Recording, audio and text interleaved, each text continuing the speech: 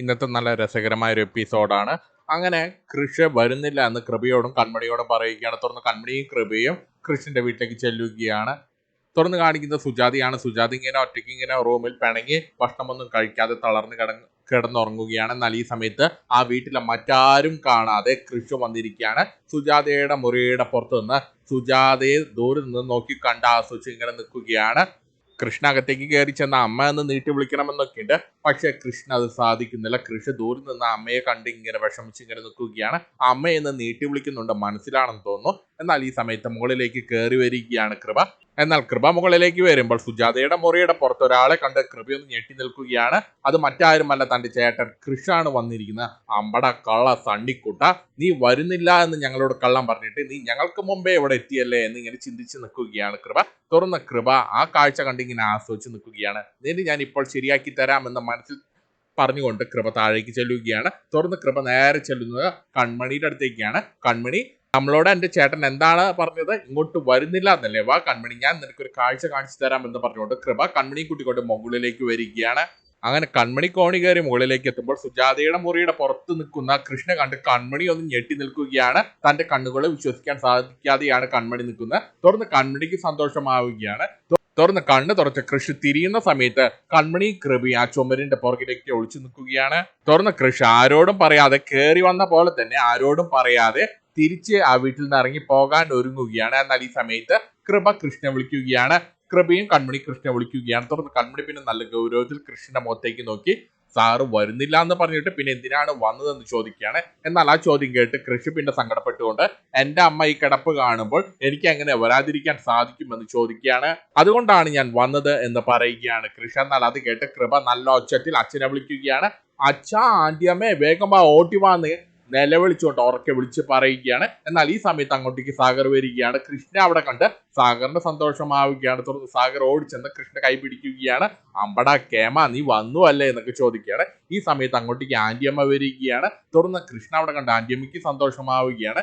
അങ്ങനെ കൃപയുടെ ഒച്ചയും ബഹളം കേട്ട അവിടേക്ക് സുജാത വരികയാണ്. കൃഷ്ണ അവിടെ കണ്ട് സുജാതയ്ക്ക് സന്തോഷമാവുകയാണ്. തുടർന്ന് സുജാത നീ വന്നു അല്ലേ എന്നിങ്ങനെ പറയുകയാണ്. തുടർന്ന് കൃഷി പിന്നെ അമ്മയോട് അമ്മയ്ക്ക് ഇപ്പോൾ സുഖമായോ എന്ന് ചോദിക്കുകയാണ്. തുറന്ന് സുജാത എനിക്കറിയാമായിരുന്നു നീ വരുമെന്ന്. തുറന്ന കൃപ പിന്നെ അമ്മയോടും അച്ഛനോടും ഞാൻ ചേട്ടനെ പോയി വിളിച്ചു, അപ്പോൾ ചേട്ടൻ എന്നോട് വരുന്നില്ല എന്നാണ് പറഞ്ഞത്. ഞാൻ ആ കാര്യം അമ്മയോട് പറഞ്ഞില്ല, പക്ഷെ ഞാൻ ആ കാര്യം ആന്റി അമ്മയോട് പറഞ്ഞു. എന്നാൽ അത് കേട്ട് സുജാതയാണ് അതിന് മറുപടി കൊടുക്കുന്നത്. എനിക്കറിയാമായിരുന്നു കൃഷി വരുമെന്ന്, എനിക്ക് നല്ല വിശ്വാസമുണ്ടായിരുന്നു കൃഷി വരുമെന്ന്.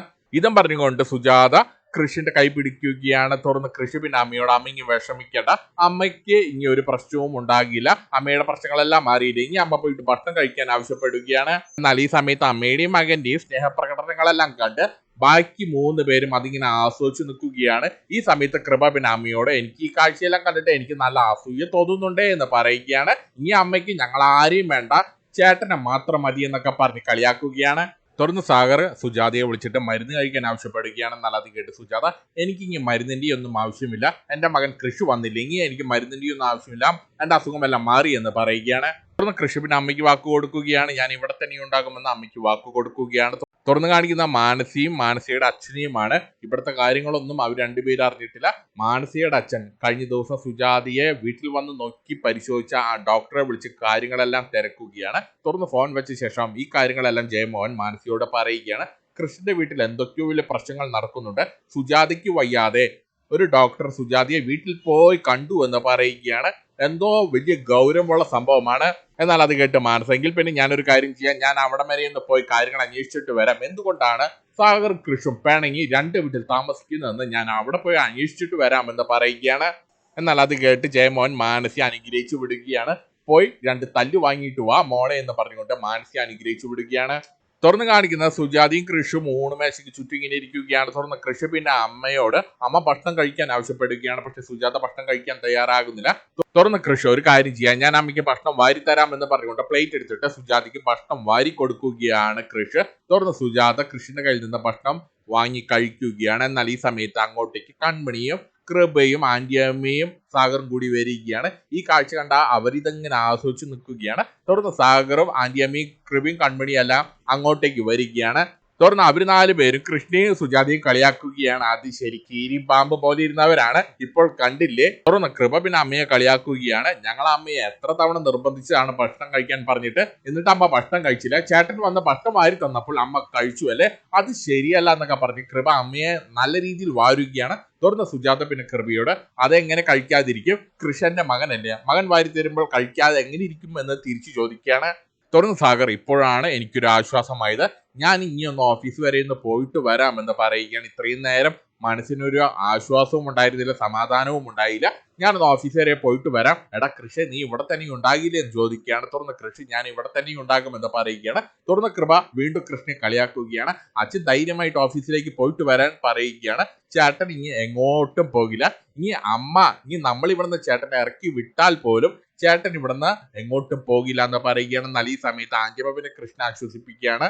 പ്രസവിച്ചുകൊണ്ട് മാത്രം ആരും ആരുടെയും അമ്മയാകുന്നില്ല, സ്നേഹം കൊണ്ട് വളർത്തണം. അതുകൊണ്ട് കൃഷി, നിന്റെ മനസ്സിൽ അങ്ങനെ ഒരു തെറ്റിദ്ധാരണയുടെ ആവശ്യമില്ല, നീ ഞങ്ങളുടെ മകൻ തന്നെയാണെന്ന് പറയുകയാണ്, നീ ഇവിടുത്തെ മകൻ തന്നെയാണെന്ന് പറയുകയാണ്. എന്നാൽ അത് കേട്ട് കൃഷ്ണനും സന്തോഷമാവുകയാണ്. തുടർന്ന് സാഗർ അവിടെ നിന്ന് പോയ ശേഷം പിന്നെ കൺമണി കൃഷ്ണനെ കളിയാക്കുകയാണ്. മനോഹരമായ കാഴ്ച, ഇതെല്ലാം വല്ല പുസ്തകത്തിൽ എഴുതി പകർത്തിയെടുക്കാൻ തോന്നുന്നു എന്ന് പറയുകയാണ്. എന്നാൽ അത് കേട്ട് കൃപ, അങ്ങനെയാണെങ്കിൽ കൺമണി ഒരു കാര്യം ചെയ്തോ, അലിഗയിൽ ഡിസൈനർ ജോലി രാജിവെച്ച് കൺമണി എഴുതി തുടങ്ങിക്കൊള്ളാൻ പറയുകയാണ്. അങ്ങനെ അവരെല്ലാവരും സന്തോഷത്തോടു കൂടി പരസ്പരം സെൽഫ് ഗോൾ അടിച്ച് നിൽക്കുകയാണ്. തുറന്ന് കാണിക്കുന്ന സാഗർ വേഗം തന്നെ ഫോൺ എടുത്തിട്ട് ദേവ്ജിയെ വിളിക്കുകയാണ്. തുടർന്ന് ദേവ്ജിയോട് ദേവ്ജിക്ക് ഇപ്പോൾ സുഖമല്ലേ എന്ന് ചോദിക്കുകയാണ്. എന്നാൽ ആ ചോദ്യം കേട്ട് ദേവ്ജി പിന്നെ സാഗറിനോട്, സാഗർ ഞാനിപ്പോൾ ഓഫീസിലാണെന്ന് പറയുകയാണ്. എന്നാൽ ആ മറുപടി കേട്ട് സാഗർ, അതിനെന്താ, ഓഫീസിലായാലും ദേവ്ജിക്ക് സുഖമുണ്ടാകില്ല എന്ന് തിരിച്ചു ചോദിക്കുകയാണ്. തുടർന്ന് ദേവ്ജി, സാധാരണ ഞാൻ ഓഫീസിലുള്ള സമയത്ത് സാഗർ എന്നോട് ഇങ്ങനത്തെ കാര്യങ്ങളൊന്നും പറയാറില്ലല്ലോ, ഇത് എന്ത് പറ്റിയെന്ന് ചോദിക്കുകയാണ്. എന്താണ് ഈ സന്തോഷത്തിന്റെ കാര്യം എന്ന് ചോദിക്കുകയാണ്. കൃഷി അവിടെയുണ്ടോ എന്ന് ദേവ്ജി ചോദിക്കുകയാണ്. തുടർന്ന് സാഗർ ഇവിടുത്തെ കാര്യങ്ങളൊക്കെ പറയുകയാണ്. കൃഷി ഇവിടെയുണ്ട്, കൃഷി അമ്മയ്ക്ക് ചോറ് വാരിക്കൊടുത്തുകൊണ്ടിരിക്കുകയാണ്. എന്നാൽ അത് കേട്ട് ദേവ്ജിക്ക് സന്തോഷമാവുകയാണ്. തുടർന്ന് സാഗർ നല്ല സന്തോഷത്തിലാണ്. തുടർന്ന് ദേവ്ജി പിന്നെ സാഗറിനോട് ഒരു കാര്യം ചെയ്യേ, അമ്മയും മകനും അവർ രണ്ടുപേരും തനിച്ചിരുന്ന് മനസ്സ് തുറന്ന് സംസാരിക്കട്ടെ എന്ന് പറയുകയാണ്. എന്നാൽ അത് കേട്ട് സാഗർ, അതിനിവിടെ ആരും തടസ്സമല്ല എന്ന് പറയുകയാണ്. തുടർന്ന് ദേവ്ജി പിന്നെ സാഗറിനോട് മറ്റൊരു കാര്യം പറയുകയാണ്. അങ്ങനെയാണെങ്കിൽ നിങ്ങളൊരു കാര്യം ചെയ്യേ, നിങ്ങളെല്ലാവരും ചേർന്ന് വീടിന്റെ പുറത്തേക്ക് പോകാൻ പറയുകയാണ്. കൃഷും സുജാതയും വീട്ടിൽ തനിച്ച് ഇരുന്ന് സംസാരിക്കാൻ ഒരു അവസരം അവർക്ക് കൊടുക്കാൻ ആവശ്യപ്പെടുകയാണ്. തുടർന്ന് സാഗറിന്റെ കാര്യം മനസ്സിലാവുകയാണ്. തുടർന്ന് സാഗർ പിന്നെ ദേവ്ജിയോട്, അങ്ങനെയാകട്ടെ, ഞാൻ കൃപയും ആന്റിയമ്മയും കൂട്ടി പുറത്തു പോയിക്കോളാം എന്ന് പറയുകയാണ് സാഗർ. ഇതും കാണിച്ചുകൊണ്ടാണ് ഇന്നത്തെ എപ്പിസോഡ് തീരുന്നത്.